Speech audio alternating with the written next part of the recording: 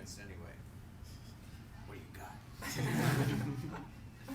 I'd like to know what the 3 worst examples of not using social media properly.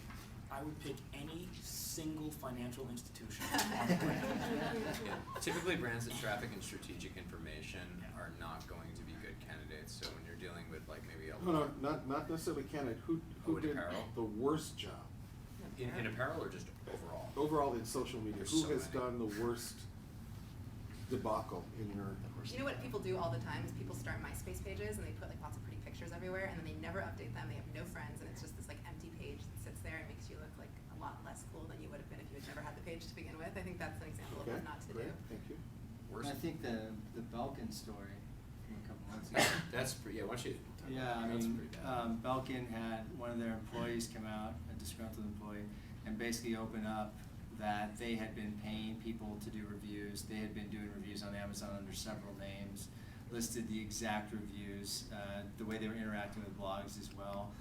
You know, it was really an amazing story, right? Because in the back of a lot of people's heads, when you see a lot of these reviews too, you always wonder. And then to hear that confirmation, you know, the veil's lifted in its way, in its own right. So, I mean, to me, that was really shocking because being in the electronics industry, and I've worked with several companies where they've said things like, let's do that, and I'm like, no way. I'm like, I'm out of here. That just does not work.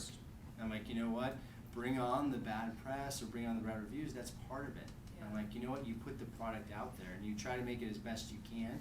Not everyone's going to love it. You can't be everything to everyone. I'd also, in more recent times, bring up something that Matt's already brought up, which was Domino's.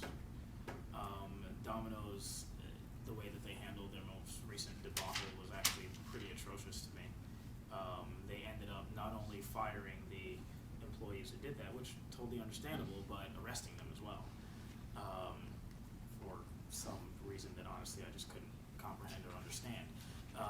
To me, a better way to deal with that situation would have been to embrace a more holistic approach towards social media. Instead, what they did was treat social media as a traditional PR channel, which it's not. Social media is about a conversation of some sort, and they shut down the conversation immediately. And that, like you said, you bring on the good with the bad when you open up to people. And they refused to actually let the bad in, so they had to shut down the good as well. If I had been handling it, what I would have done actually is I would have taken the CEO or the CMO, taken the 3 employees, put them in a room, and just had them talk it out. Put it on YouTube, all 4 of them together, and then I would have set up a program which would have been like Domino's retraining camp. It would have been like a re-education camp for bad Domino's employees, and I would have made it like funny. Yeah, And like that showed would have them been really like good, too. made basically like an internet TV show about it, about them being like retrained as like, you were bad, now you have to learn to be good again. And you know, Exactly. like they could have Exactly. basically made a joke out of the whole thing. Instead they were like, we have had them arrested for violation of section 103.78 Exactly. of North Carolina Health Code. You're like, all right, great, you got rid of them. And now you're gonna have 6 other guys who are gonna do that in like 4 months in Rhode Island. Yeah. You know? I have to say something though. I've been thinking about this panel on like fashion as it relates to social media, and it's a really interesting question that hasn't really been addressed that much actually. I mean, it has, but luxury versus social media, I think this is kind of controversial to say, but I don't think you necessarily want to throw everything out on the table because there is something about exclusivity in a luxury brand that remains there. And when people are like, oh, I liked, you know, it is a lot about image, it's a lot about photos, it's a lot about just like a feeling. And I think that social media is really important for these brands, but I don't think it's the same as Domino's, who is appealing to every single person in this room potentially. And so, like, how you strike that balance, I think is yet to really be determined.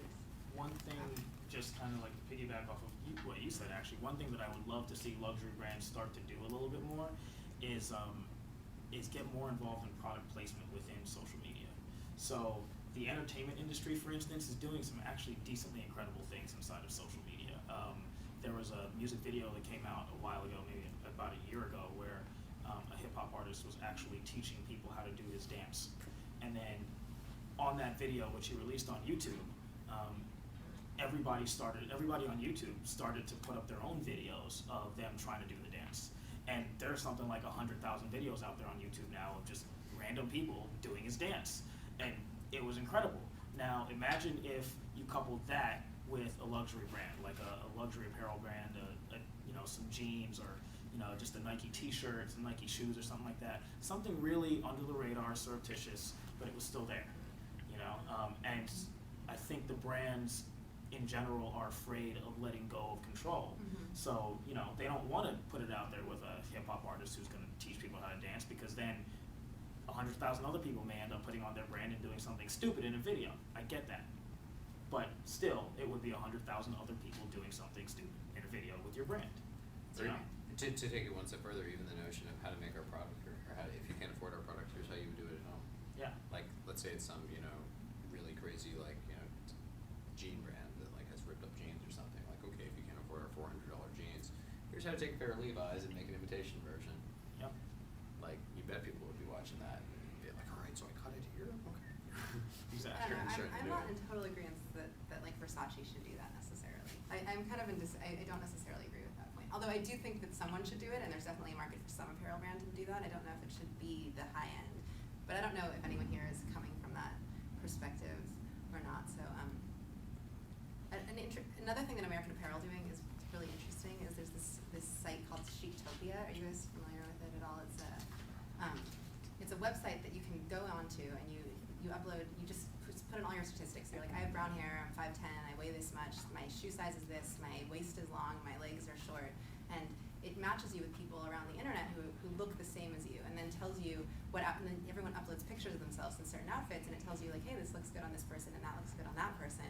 You guys should meet each other and become friends in fashion sphere. And American Apparel actually teamed up with them and created an entire campaign based. People rate on the site who they think are the best dressed, and American Apparel created an entire ad campaign with people who had been the Chictopia star consumer, best dressed in American Apparel. And I think that's a really good example of getting in, seeing people who are doing it right, and then pulling them out of it, because you don't want someone who doesn't look good in your clothes showing off your clothes. So I have a question about that. So what if your brand, if you're trying to have an upscale brand at the same time, you're interested in, you want to kind of involve your consumers. So you don't want to, if you have, say, a custom clothing business, you don't want to have people, somewhere where the customers can upload pictures of how great their clothing fits, because maybe they're, a size 24. I do think that you definitely want to if you have a custom clothing business, because that makes a lot of sense for a custom clothing business. But if you work for a company that doesn't make jeans below a size 32, then it doesn't make sense to necessarily appeal. And I'm not saying that is the right thing. I know this is not the I just think that for 90% of the retail, maybe even 95% of people in this space, it makes sense to do exactly what everyone's talking about. But for a small portion of the high-end brands, there is something to be said for keeping it exclusive. And I think there are ways to do that are interesting. Maybe you have, when someone buys something from your brand, you give them exclusive access to a Twitter account that no one else can see. Just create, somehow maintain online that sense of exclusivity. Yeah. I think is really important, and I don't think that means that that you couldn't foster it, that you couldn't foster community, but just do it in a smart way that feels exclusive somehow, because that is a part of it, and No, I think it's a fine line. It's hard to know how to maintain exclusivity and have a brand that's premium, at the same time kind of protect your image. Well, I think that if you're doing custom-made clothing, then you should definitely allow everyone in, because that's kind of the whole point of it, really, is that anyone can look good if they use your brand, right? So that would make a lot of sense for you to have just a wide open network. The example of maybe where you want to really be highly restrictive is any type of ambassadorship or ambassador programs. Like you think of the Maker's Mark, the bourbon brand. They have an ambassador program that restricted to 2 people per state, regardless of the state size. It's almost like the Senate or something. So if you join the Maker's program, you live in Rhode Island or Vermont or wherever, there's 2 guys in that state, and they each get 1 case of Maker's Mark per year sent to them New Year's Day. I don't know how they get the FedEx to show up on New Year's Day, but and you're allowed to give away 1 bottle per month, and you have to tell Makers who you give your bottle to. And so they keep that very exclusive. And so the shoe company that I'm currently working with, similar deal. They're probably going to have 1 or 2 or 3 people per state that are allowed to give away the shoes as ambassadors. And they have a special little tiny community of 100 people that can only be seen by the 100 people in it, the VP of marketing, and the CMO. That's it. And if they want to get a message to the CEO, they send it to the CMO of the company. And it's a really tight-knit community. So it depends on the purpose, the size of the community. If it's for general outreach, yeah, you might want to make it bigger. But if it's for highly targeted niche stuff, you want to make it smaller.